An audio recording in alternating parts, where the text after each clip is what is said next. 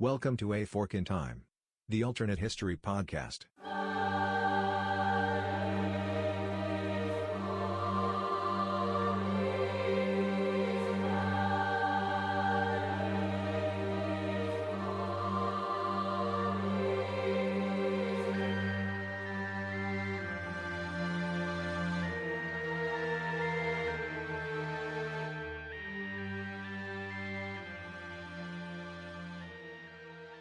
Welcome back to A Fork in Time, the alternate history podcast. I'm your host, Alexis Shelley.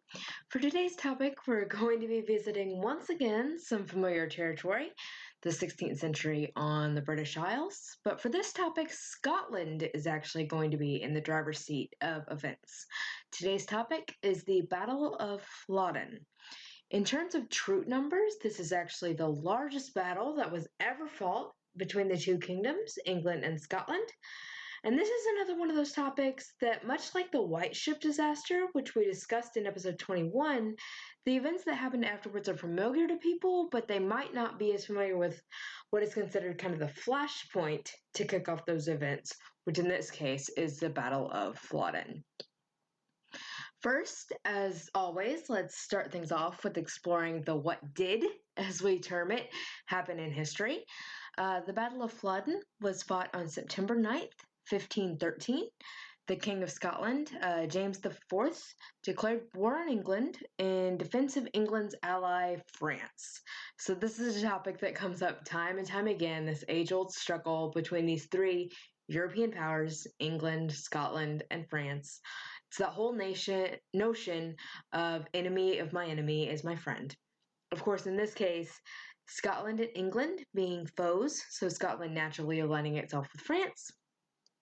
Henry VIII, the King of England at this time, had also opened up some old wounds. He had declared himself the Overlord of Scotland. Things were made much more complicated by the fact that Henry and James were actually brothers-in-law. You have Henry VIII on the throne of England, James IV on the throne of Scotland. They are brothers-in-law. James was married to to Henry's sister, Margaret. So everybody's married, everybody's connected, even though we're going to war, having a battle. Remember that. In the thick of the battle, James IV, he's actually defeated and killed, becoming the last monarch from the British Isles to actually die in battle. He's not the last monarch to lead his troops into battle. I think that's one of the Georges, don't quote me on that, but he is the last British monarch from the British Isles to actually die while leading his troops into battle. The aftermath of the Battle of Flodden is that we have a minor now on the throne of Scotland. It is James's son, also named James, James V, who is crowned on September 21st, 1513, at just 1 year old. In fact, the Battle of Flodden actually ushers in an era where we have 3 generations of minors taking the Scottish throne. Following the premature death of James V, who's king now after the Battle of Flodden, he dies after the Battle of Solway Moss in 1542. We have a queen on the throne, his daughter Mary, who takes the throne at just 6 days old after the death of her father James V. And then following Mary was her son James VI, who was declared king in 1567 at just 1 year old following his mother's forced abdication after the suspicious death of her husband, James's VI's father, Henry Stuart Lord Darnley. A little bit more on him a little bit later in the podcast. But enough about the what did, since that isn't what we focus on here at A Fork in Time. Let's turn to the what if. And there are actually a couple of what ifs we can explore, and we can kind of take them in turn. The first is, what if James IV had survived to continue to be an adversary to Henry VIII? First, James would have lived to see the birth of his son, Alexander, who was born on April 30th, 1514. Alexander's mom is, of course, Margaret, James's widow, but in this case, it would be James's wife, and the sister of Henry VIII. This would mean James would have a living heir and spare, as opposed to his brother-in-law Henry, who's having some trouble in that department. For more on that, you can have a listen to episode 14, entitled Henry IX, for discussion on that topic.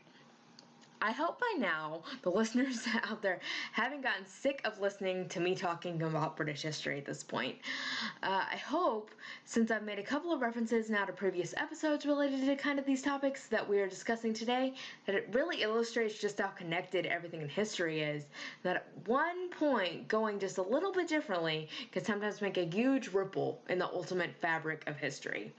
So, going back to our what if, so to speak. So we have James IV, still on the throne, still married to Margaret, and he is a healthy heir and a spare. And if we look at James's ancestry, some of his forebears lived to be in their 60s and 70s. James himself was born in 1473, so I don't think it's completely out of the question just to see him living into the 1540s if his life isn't cut short in this battle in 1513.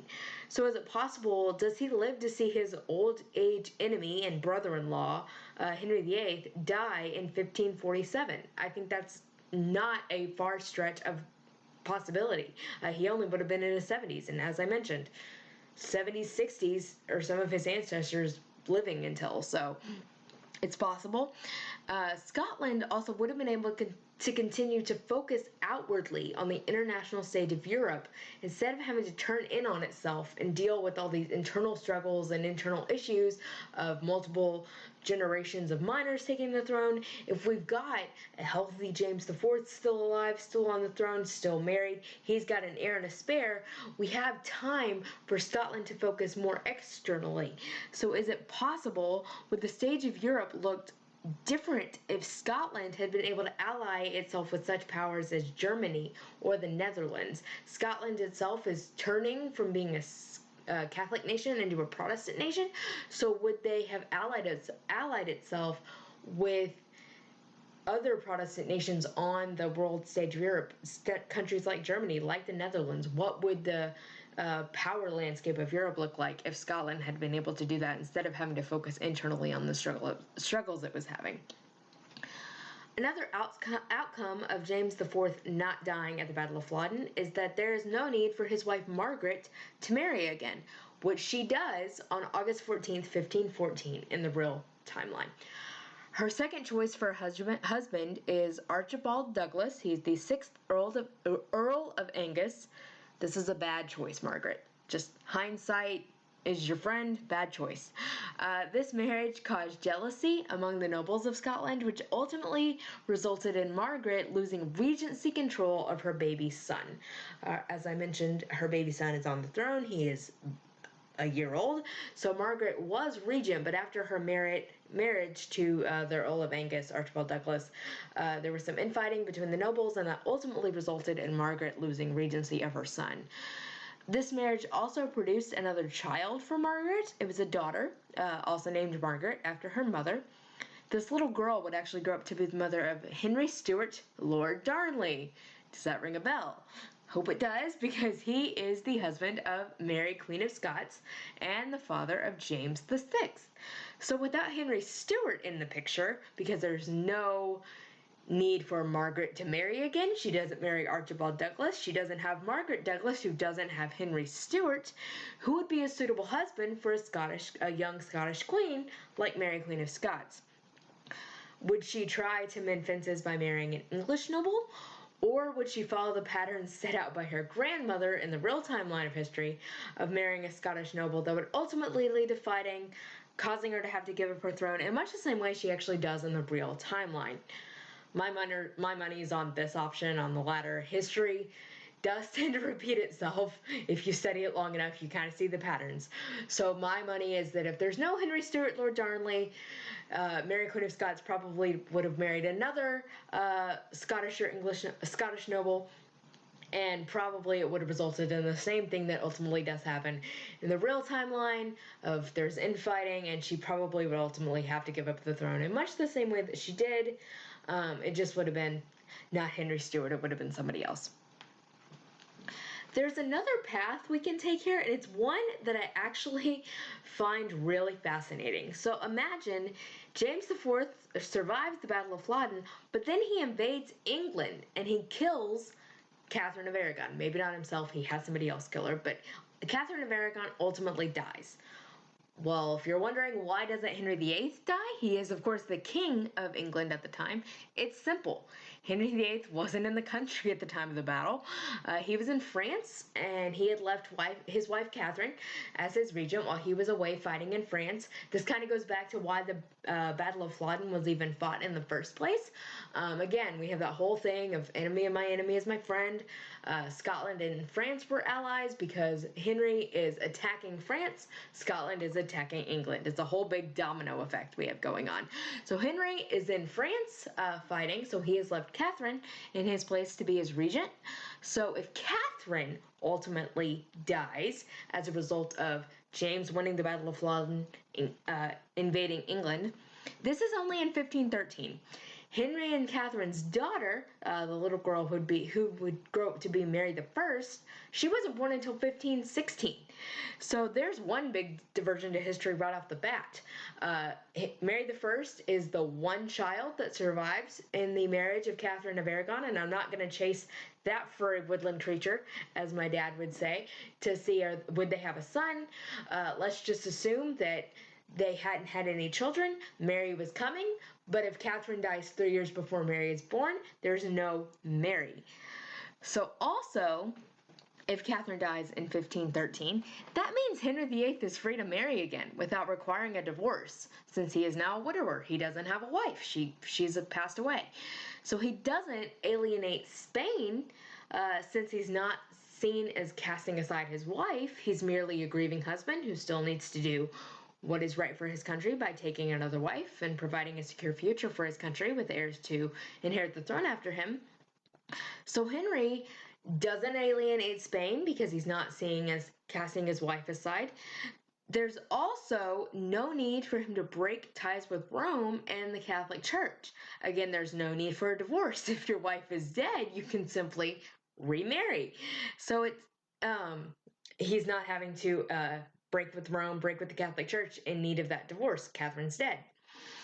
It's important to note here that in the real timeline of history, Henry never considered himself an actual Protestant. He was Catholic through and through until the day he died.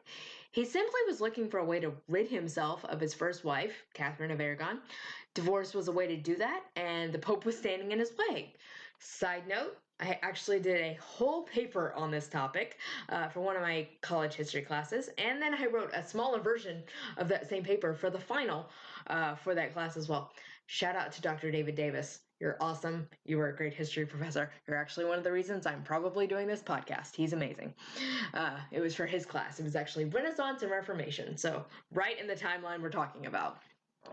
So with James IV taking care of getting rid of Henry's wife, getting rid of Catherine, England remains Catholic, possibly even more of a hardline Catholic nation, as it continues in an alliance with Spain, which is famous for the Inquisition against those who didn't conform to the Catholic Church, specifically Jews, Muslims, but of course Protestants as well. So with this heightened sense of anti-reform thought in England, if Henry VIII decides he doesn't need to break with the Catholic Church, there's no room for those reform-minded people to kind of wedge themselves into the power structure of England. So you might have figures like Thomas Cranmer, who would eventually become the Archbishop of Canterbury, and Thomas Cromwell, who would become Henry VIII's chief minister later on in his reign. They might have fled to the continent looking for somewhere safer to practice their faith. So that's another major departure. We don't have those people who are kind of synonymous with some of those points in English history. They might have ended up in places like the Netherlands, like Germany, like those Protestant countries, because they decided that the heat on the religious stove is a little too hot for them, so to speak. So that is the Battle of Flodden, and what would have happened if first James IV had not died and instead lived to see a ripe old age, and then second, if James IV had seen history took a little bit more of a different turn and killed the other person who was in charge of England at the time, Katherine of Aragon. As with so many things that we cover here on A Fork in Time, it's interesting to see how just one change ultimately would have resulted in people who become so synonymous with the country's folklore, character, and history they either might not have existed ever in the first place. Maybe we would have had no Mary the First. Maybe we would have had an Edward VI born to a Catholic queen that wasn't Katherine of Aragon, but wasn't maybe Jane Seymour either. Or those people might still have been around, but operating in a much different sphere of influence than what we are so familiar with, as was the real timeline of history. I want to thank you again for joining me today for this episode of A Fork in Time. As always, we love having you. If you'd like to get in touch with us, please visit our website at aforkintimepodcast.com. Remember, the A on the front is important and the podcast on the back is important. Otherwise, you won't find the website. But from there, you can see links to all of those various podcatchers where you can access the podcast. Be sure to subscribe so that you never miss an episode. They just kind of appear in your feed without having you having to do any work. It's magic. You'll also see a listener survey on that website. We make it super easy. You can literally access it from every page on the website. Please take a few minutes and give us some feedback. It takes 5, maybe 10 minutes tops. Most of the questions aren't even freeform. You just simply select an answer. It doesn't matter if you've been with us since the beginning of the podcast or if you just found us. We'd love to hear from you. We already have. We've heard from a few people. We're really excited to work with the feedback that they gave us. So if you're so inclined, please go and fill out that listener survey. It would really help us. From that website, you will also find links to our social media. We're on Facebook, we're on Twitter, we're on Pinterest, and those are great ways for you to connect with us, but also to tell other people about the podcast. You can go and share the episode. We always share the episode on our Facebook and on our Twitter, so you can share that with your friends, and if you think they'd be interested in the podcast, that's a great way for you to get the word out for us. Last but certainly not least, on that website, you will find a link to our Patreon page. If you are so inclined and you are able, we would love to have you support the podcast. There's a few costs. They're minimal, but there are a few costs involved, and we would like to, if you'd like to be able to, we'd like to be able to continue doing this for as long as possible. So if you're able to support us in that way, we would greatly appreciate it. But of course, the easiest way you can support us is by giving us your time when you listen, whether that's in the car, if you're getting ready for work like I am when I'm usually listening to podcasts, or if you're just having a lazy day around the house. We really appreciate you just giving us your time by listening. I myself have about 10 podcasts or so that are in what I like to call my regular rotation. So if you're one of those people and we've made it into your weekly podcast rotation, we're really excited and we really appreciate you taking the time out to listen to us. So this is Alexis Shelley signing off from another episode of A Fork in Time. I'll end as always with that famous Yogi Berra adage that we tweaked just a little bit for use here on the show. If you find a fork in time, take it. Have a great day, everyone.